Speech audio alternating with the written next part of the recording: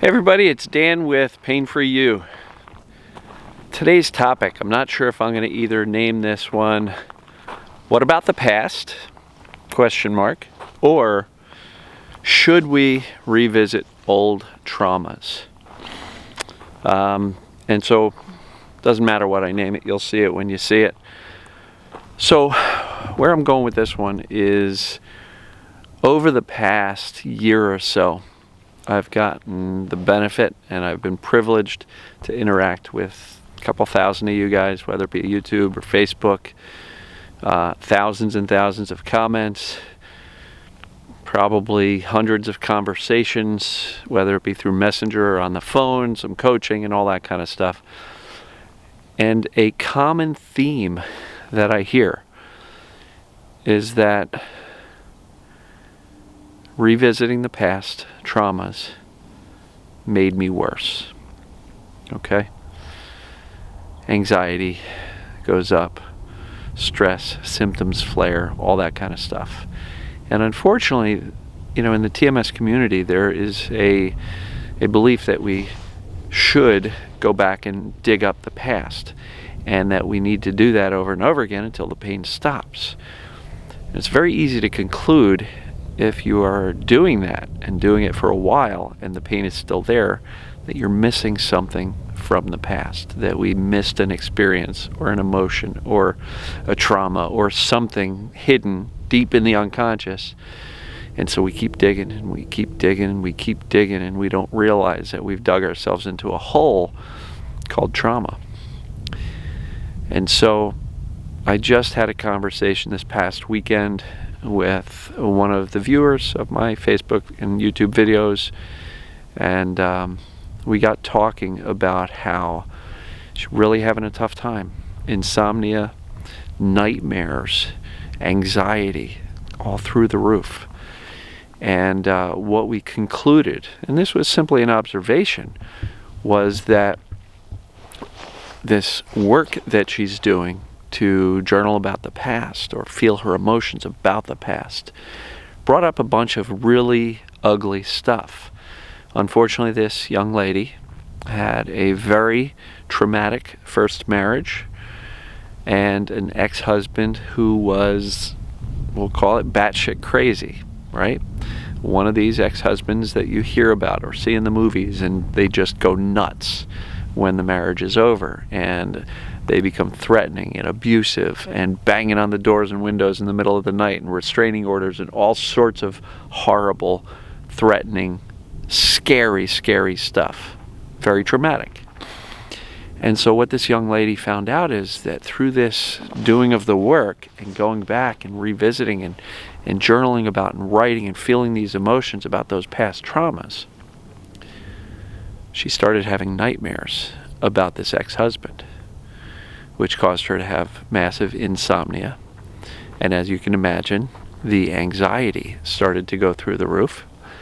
Now she's got a child with this first husband, and every time she sees the child, because she was focused so much on the trauma of the past, she started feeling guilt and shame and a lot of ugly feelings, not towards the child, but guilt about this child having to have this father and all this stuff.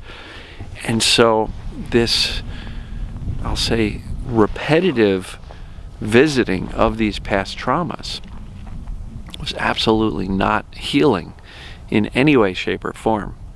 It was actually recreating the traumas every time she revisited them, every time she journaled about them, every time she sat and thought about them. And then she'd have nightmares about them and wake up super anxious. And then she couldn't sleep because she was afraid of the nightmares, and really just became overwhelming. And so I know Sarno had recommendation, journal about your past, about your present, about your personality.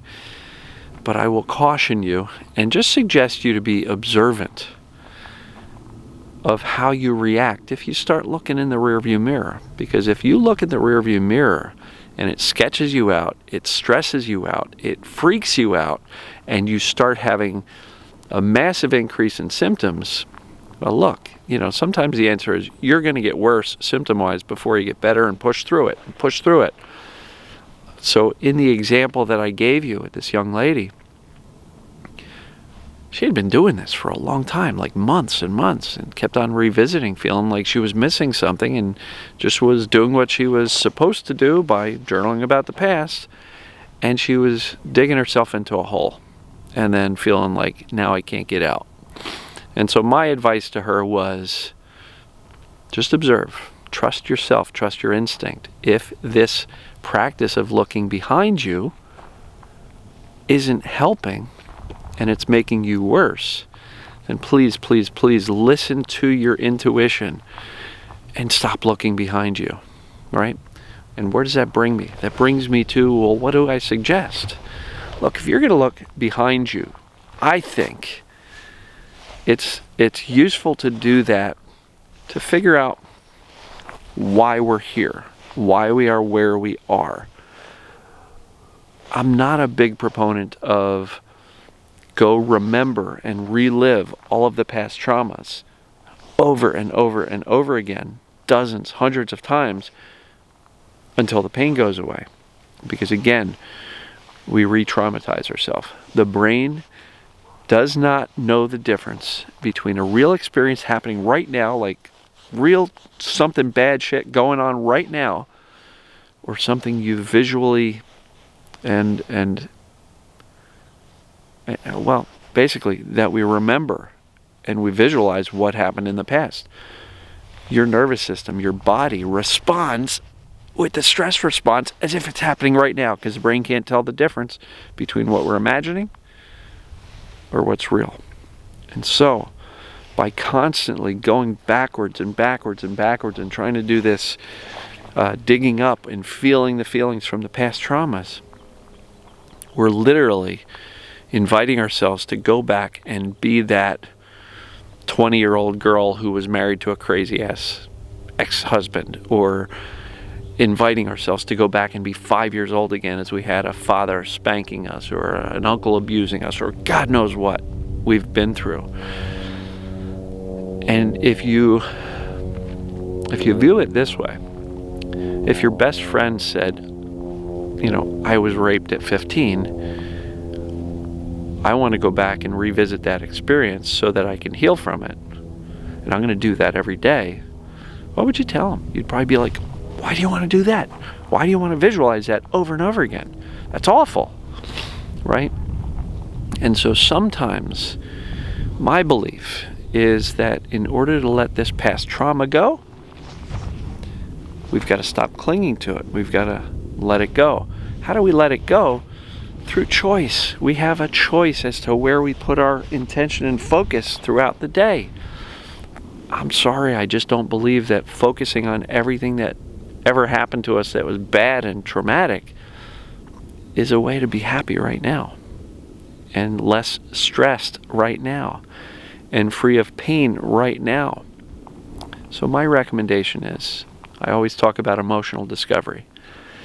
That doesn't mean go journal about the past for 6 months. It means feel your emotions that are happening right now. Right? What am I feeling right now? Am I pissed off about something today? Am I upset, sad, anxious, fearful, feeling hurt, jealous, envious, right? What am I feeling right now? And if you find that through doing this work, or this emotional discovery that I prefer to call it, that you are finding yourself in a worse place mentally, emotionally, symptom-wise maybe, anxiety-wise, observe. Have you gotten better from doing all that digging into the past traumas? Or is it making you worse? And I will encourage you, if the answer is it's making me worse, I'm much more sketched out now because I'm trying to do the right thing and do this work properly. Trust your gut. If it's making you feel worse, reliving those traumas, don't do it. I don't think we should do it anyway.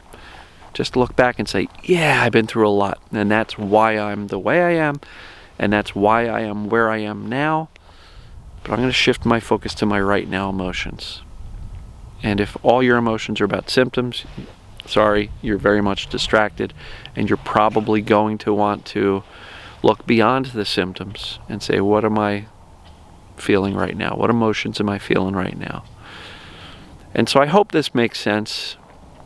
I'm not criticizing any practice of looking behind you, but how many times do you want to keep on doing that? If you've already done it and you're still not better, focus on the right now emotions. And then what's as important is to shift your focus towards soothing, right? Because if we get ourselves all sketched out from this emotional discovery process, and then shift also to mindset. I talk about that all the time. You got to get the mindset that my body is fine. These symptoms are just a result of too much stress, TMS. These symptoms are a result of my mind wanting to distract me. So the emotional discovery says, hey mind, I can actually handle the emotions. And then the mindset says, I can stop worrying about my body because I know what TMS is. I know that I have TMS and that's the cause of my symptoms. So now I can actually make a decision, and it is a decision, to say, I'm not going to dwell on, freak out about, and focus on these symptoms all day long. So it's choice. And if you do have thoughts about the symptoms, okay, let them go by. Not a big deal. Emotions are safe, and so are thoughts. And sometimes it's our thinking that gets us in trouble. So guys and gals, should we revisit our past traumas? My answer is, if you've done that already, probably not great. And unfortunately, to all the therapists out there, I believe that's why some people can go to therapy for 8 years and still not get better, because all they're doing is looking back at all the bad shit that's happened to them. And there's very little focus, to my understanding, of what we do to create the life we want moving forward, starting now, where we are now, right? So, anyway, love you guys and gals. I appreciate your attention and appreciate you just for being you. I'd show it to you, but under here, actually I will show it to you. I have my sweatshirt that says, honor the struggle, right? I honor your struggle. I struggled for 13 years, so I honor you guys and gals. Love you, and we'll talk to you in the next video. Thanks.